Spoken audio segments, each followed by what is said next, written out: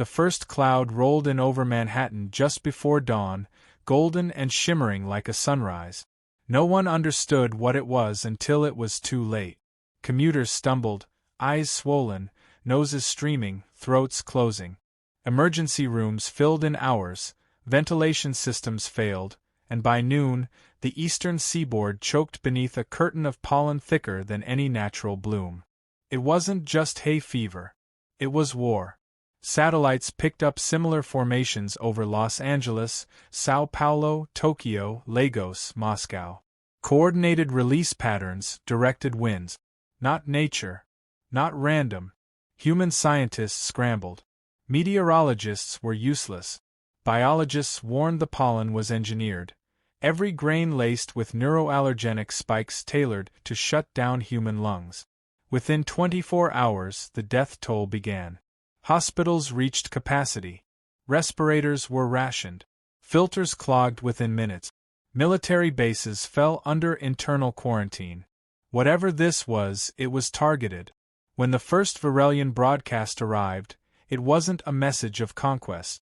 It was smug laughter translated into digital voice. We offer no fire.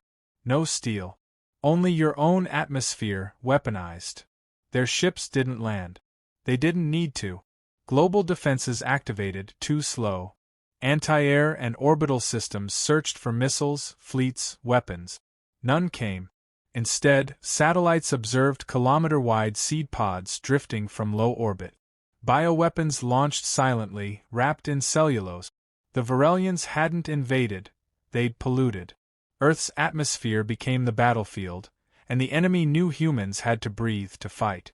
Panicked governments shut borders. Air travel ceased. Supply lines fractured. Countries blamed each other until every continent realized they were all sneezing blood.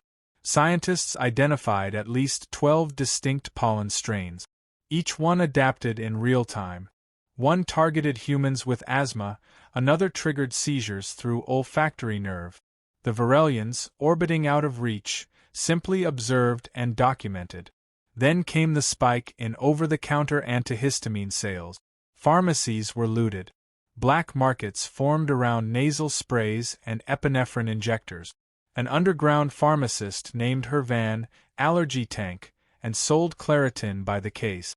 On social media, a viral video showed a soldier duct-taping air filters to his face yelling, "I ain't dying to flowers." The war memes began. Humanity, through congestion and cough, refused to sit still. World militaries redirected. Chemical engineers drafted into defense. Universities converted labs to work on bioneutralizers. An Indian university announced a breakthrough compound that dissolved the pollen's cellular shell. Drones sprayed it into the air, temporary reprieve. But the Varelians adjusted. New spores ignored the formula within 48 hours. They didn't understand humans weren't trying to win. Not yet. They were trying not to die long enough to study the enemy. Long enough to adapt. Cities went into full lockdown. Skyscrapers sealed. Entire subway systems converted into filtration tunnels. Engineers rerouted old nuclear bunkers into fresh air shelters. Entire urban zones blinked off-grid, lights dark, silent, immune. The Varelians watched. Confused. Their enemy wasn't collapsing. It was organizing. Earth's surface wasn't theirs anymore, but the underground? That belonged to humanity. In sewers and tunnels, enclosed greenhouses and airlock tents, humanity started mapping Varelian biology. Satellite data was intercepted. Captured spores analyzed. A joint task force of biochemists and warfare strategists published the first viable counter-theory. Human bodies weren't the target. Human will was. But humans don't quit when suffering. They adapt to it. Industrial factories repurposed to mass-produce tissue paper. 1 billion face masks distributed within a week. Sweatshops turned sterile. Even isolated tribes with no word for pollen knew how to wrap cloth across the mouth. The Varelians bombarded again. This time with hyperallergenic spores that bloomed inside sinus cavities, causing hallucinations and nerve inflammation. 40,000 people were hospitalized in one day. But no governments fell. No militaries buckled. Instead, they installed air purifiers on tank hatches and tested combat gear coated in antihistamine foam. Then came the campaign of discomfort. Not warfare. Misery. Every public announcement read, "This is not extinction. This is endurance." Humans adapted again. Workplaces moved into decontaminated shopping malls. Children received allergy shots at school. Street vendors sold hot soup next to oxygen filters. The new wartime currency was Sudafed. Humans called it Snotcoin. Varelian orbit watchers debated the timeline. Earth should have fallen. Instead, humans kept coughing and working. They hacked into the alien comms. The message they sent was simple: "We've had Mondays harder than this." Transmissions filled with sneezing fits and laughter. Some aliens interpreted the sounds as signals of mental degradation. But one Varelian strategist observed, "They appear to weaponize humor." More spores were released. They attacked the brainstem, the tear ducts, inner ears. But the human immune system, battered but learning, began responding faster. Medics built kits that included Deccan pills, oxygen shots, and anti-inflammatory gels. Not perfect, but enough. Cities started reclaiming streets with giant vacuum drones. Children ran around in makeshift suits, giving thumbs up to cameras. When the aliens released biomechanical pollinators to seed new clouds, humanity struck back. Flamethrower-equipped drones reduced the seed carriers midair. Agricultural scientists planted anti-bloom barriers around cities, plants designed to outcompete and strangle alien flora. They called them green shields. It worked. The aliens began analyzing what went wrong. They thought humans would buckle under the biological pressure. But the more pain they caused, the faster humans adapted.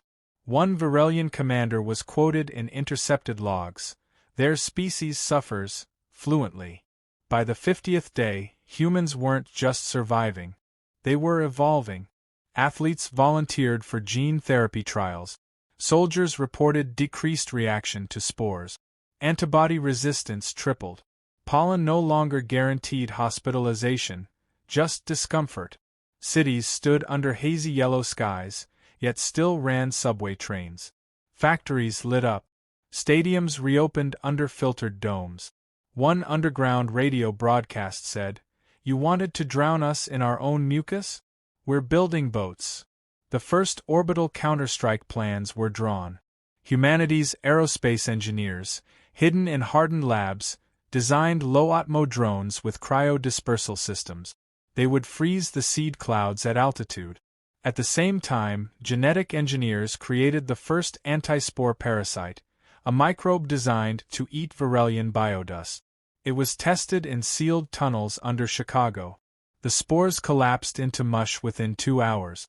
Humanity wasn't looking to survive anymore. They were preparing to attack. The final blow of this phase wasn't kinetic. It was psychological. A coordinated global prank sent every Varelian relay the same data burst. Video clips of humans sneezing in sequence, millions of them, lips curled into defiant grins. Behind every image, audio, a single phrase: "We bought more tissues." The spores that once choked cities were now catalogued, frozen in petri dishes, and shredded in centrifuges across thousands of underground labs. Humanity had pivoted faster than the aliens expected, dragging allergy science into military doctrine. Entire labs worked around the clock, not just on treatments but on vengeance. Biochemical weapons were forged in universities once known for agriculture. Insect gene codes were rewritten. Fungi were taught to hunt. Humanity wasn't just defending anymore. It was designing countermeasures with claws. Classified protocol called Biosplice was approved. It used viral vectors to inject harmless mutations into civilians, granting temporary resistance to the Varelian allergen strains. Side effects included insomnia and temporary hallucinations, but survival rates jumped. Those injected could walk through clouds that previously caused seizures. Field trials began in the ruins of downtown Berlin. Within a week, modified responders reported only mild irritation. Pollen clouds once considered lethal were now nothing more than a nuisance to the enhanced. Antihistamine reserves were nationalized. Any country withholding medication was sanctioned. Manufacturing plants in Bangladesh, Canada, and Brazil converted from vaccine lines to histamine blockers, pumping out tablets and nasal sprays by the millions. A single airstrike in South Korea targeted a black market lab that had begun mixing euphoric drugs with decongestants. Addiction wasn't the concern. Supply control was. Humanity had weaponized its pharmacies. The Varelians responded by launching the second wave. These spores weren't just allergens. They contained biomechanical sensors and self-replicating enzymes. They slithered through air ducts and bloomed in lungs. The death toll surged. Doctors described it as drowning in static. Panic returned. But so did innovation. In New Delhi, mobile field generators were deployed, using electromagnetic pulses to destabilize the spore clusters. Hospitals retrofitted airlocks with UV torches. Fire departments converted trucks into rolling purification unit. In 1 week, humanity adapted to what should have been a genocide. The first counteroffensive wasn't a missile, it was laughter. Hackers infiltrated Varelian comms again, this time embedding Earth's worst dad jokes into their strategic relays. Command centers across their fleet erupted in static as the messages blared. You call this war? We call this allergy season. Some Varelians mistook the signal for a virus. Others thought it was a primitive intimidation tactic. What they didn't realize was that humans were redirecting the rules of war. Not just to win, but to humiliate. At ground level, combat teams started wearing prototype Pollen armor.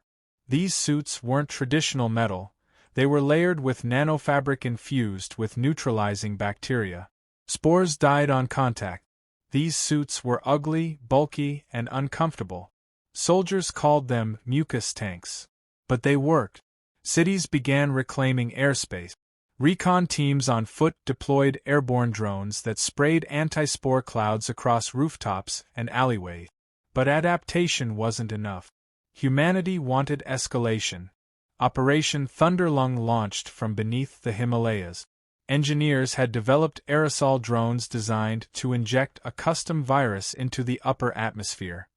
This virus targeted the very structure of Varelian spores and corrupted their replication code. The skies shimmered violet for 3 days. Then the clouds began thinning. Alien bioengineers aboard the orbital fleet panicked. Mutations began appearing in their spores. They were no longer binding to human tissue. Some began decaying midair. But Earth wasn't done. In Arizona, a team of immunologists combined fungal DNA with gut bacteria, creating a microscopic predator that fed exclusively on the pollen's protein shell. When released into the wild, it began stripping the clouds apart from within. At first, it was slow, then exponential. Within 2 weeks, entire regions were cleared. The Varelians realized too late, humans had created a parasite.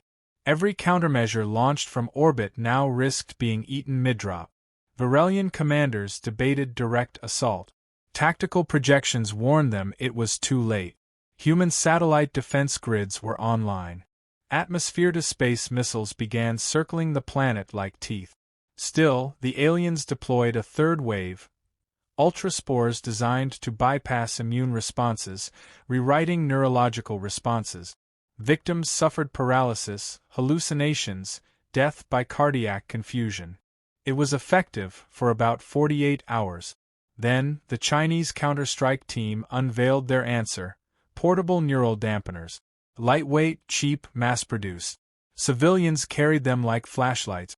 The aliens found themselves locked in an arms race with a species that learned through suffering and refused to rest. Every new weapon became another data point. Every casualty pushed innovation forward. Cultural warfare followed. The United Global Communications Array hijacked Varelian diplomatic channels and broadcast an international sneeze montage across the stars. Billions of humans, lined up by country, fake sneezing in unison.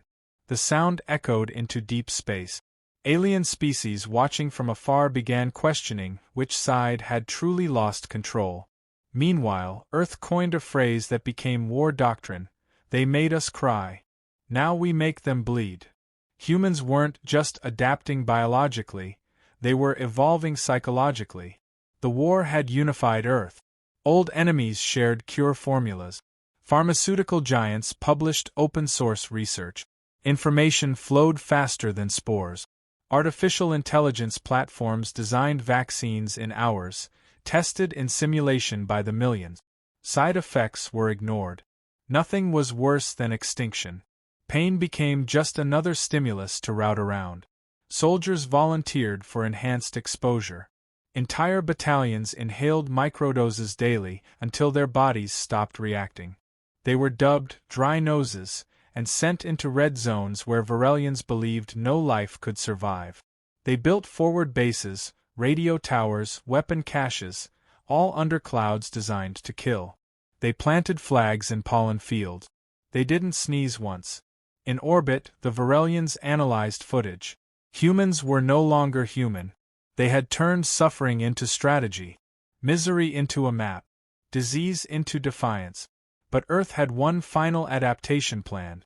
Using the very spores captured from Varelian dropships, humans began bioediting their own version, one that looked identical but carried a dormant virus that only activated inside alien lung tissue.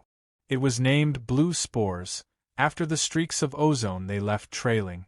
Drones disguised as debris were launched. They seeded the upper atmosphere. Some were pulled into Varelian intake valves by accident. Some were inhaled by patrol ship. The infection began quietly. First came the coughing, then tremors, then loss of coordination. Varelian physiology had never faced its own creation turned against it. Their immune systems, evolved in sterile orbital ecosystems, collapsed instantly. Entire decks quarantined. Command ships went dark. Black boxes recovered later revealed the final crew logs filled with static, wheezing, and screams. The first orbital launch was silent, cloaked beneath solar interference. A trio of human-built interceptors slipped past ion trails left by the departing Varelian fleet. They carried no nukes, no lasers. Their payload was microscopic, bioengineered vengeance packed into cryogenic canisters. Each device released billions of synthetic spore predators into the enemy's abandoned lanes. It wasn't just retaliation. It was message delivery. Humanity wasn't coming with fire. It was coming with everything the Varelians taught them, inverted, refined, and made terrifying. Earth's atmosphere stabilized. Cities opened again, industries roared back. But the war had shifted. Space became the new front. Military infrastructure expanded. Asteroid mines were redirected toward materials for orbital platforms. AI-guided manufacturing units in Antarctica printed and assembled drones by the thousands. Every machine carried gene-coded payload. Warheads that didn't explode, they infected. Biologists now worked alongside generals. Every combat strategy began with genome sequences. The Varelians attempted a final push. Not through atmosphere, but through psychological subversion. They transmitted synthetic peace treaties in binary, coded with neurosuggestion patterns. Designed to influence mood centers, they targeted humans listening in on public band. The effect was mild confusion, temporary compliance urges. It lasted 3 days. Then a software patch neutralized the signal. Human response was immediate. They bounced the signal back, but rewired with audio of crying babies, dental drills, and distant coughing. Varelian receivers melted down. The orbital blockade was finalized using refitted civilian satellite. Thousands were converted into directional jammers, launch sensors, and containment beacons. Earth declared that any Varelian return would be tracked, tagged, and overwhelmed before entry. No more surprise spores. Humanity had rewritten the air. On board the Varelian fleet, sickness spread. The modified human microbes had breached even their clean zones. Their filtration systems, optimized for known contaminants, couldn't detect human-engineered mimic strains. Captains reported the growth of biofilm inside ventilation unit. Technicians discovered that even their drinking water contained mutated anti-spore larvae. The infestation was total. Ships went dark. Autopsy reports indicated fatal allergic anaphylaxis. By then, half the fleet had turned around. The other half floated lifeless. Humanity didn't celebrate. It expanded. Moon stations were constructed next. Airlocked labs, hardened biospheres, quarantine drills practiced religiously. Not from fear, but from precedent. Earth would never again be caught gasping. A single global council ratified the Atmospheric Warfare Accord. Not written on paper, etched into a crystallized viral protein for redundancy. Every delegate present wore a ceremonial filter mask, not as a necessity, but a reminder. Technological leaps emerged from the scars. Portable atmospheric conversion packs turned spores into oxygen. A new class of clean energy engines was developed using pollen filtration waste. Civilians now carried personal allergy shields the size of wristwatches. Schools taught spore taxonomy by age 9. Military recruiters searched for individuals with high histamine threshold. You sneeze less than 5 times during spring, you're a candidate. But Earth's real counterattack had already begun. Captured Varelian tech was fused with human biotech. Reverse engineering produced long-range dispersal cannons capable of firing gene-encoded payloads across interstellar distances. These weren't weapons, they were plagues, designed to target the respiratory systems of entire species. Not to kill, to cripple, to remind. Humanity launched one as a warning, aimed at an uninhabited moon in neutral space. Observers watched the artificial cloud coat the surface, terraform microbes eating into the soil. Atmosphere changed in under a week. The demonstration was silent, effective, broadcast across 50 sectors. The message attached was concise. We learned your tools. We made them ours. Don't come back. Across the galaxy, species recalibrated. Humanity's file in the Universal Threat Index rose. Not for destruction, but for adaptation. Resilience became a weaponized trait. Diplomats now approached with caution. Treaties were drafted on Earth's terms. Entire planets reinforced pollen barriers not to keep humans out, but to keep their airborne vengeance from getting in. The Varelians were no longer an empire. Their surviving fleets drifted, quarantined, unable to return home. Internal disputes broke out. Some accused their leadership of arrogance.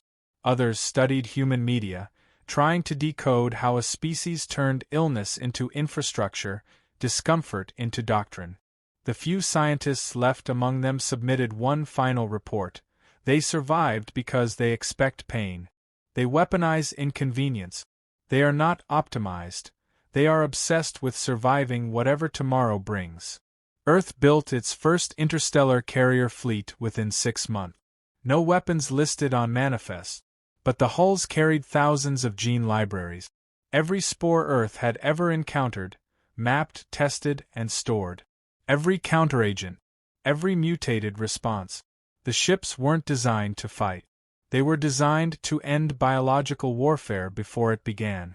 No fleet would ever reach Earth's skies again without wading through a sea of hostile, invisible, adaptive microorganisms programmed by rage and memory.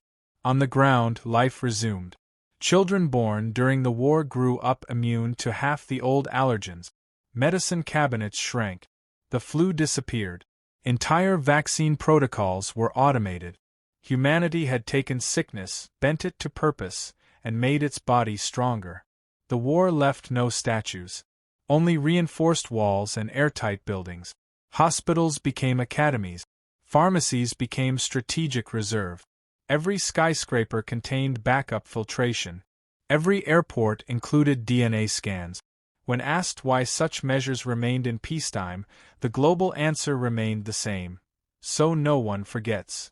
When a fringe alien species attempted to contact Earth years later, they sent diplomats wearing biohazard suits and refused to speak without triple airlock. Humanity didn't correct them. The galaxy could think what it wanted. Fear was finally useful. Research continued in secret. Biohackers explored offensive mutations. Some labs tested human compatibility with alien respiratory systems. The first hybrid spore cloud created entirely by human hands drifted across a Martian dome for 5 days, completely harmless but glowing blue. No one stepped into it without full gear. Fear was powerful, but belief was stronger.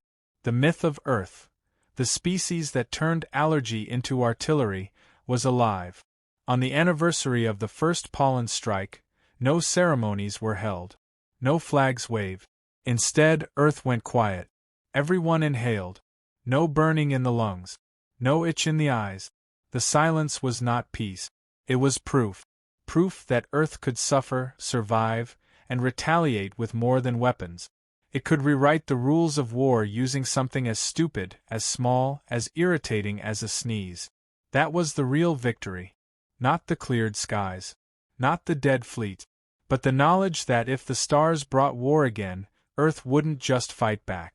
It would evolve, laugh through the pain, and coat the galaxy in tissues.